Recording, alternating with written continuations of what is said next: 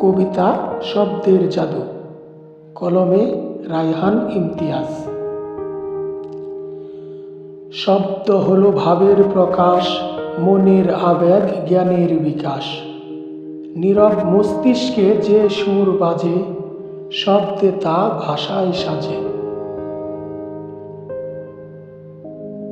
শব্দে আছে সুখের ঢেউ, অশ্রু জড়ায় নীরবে কেউ।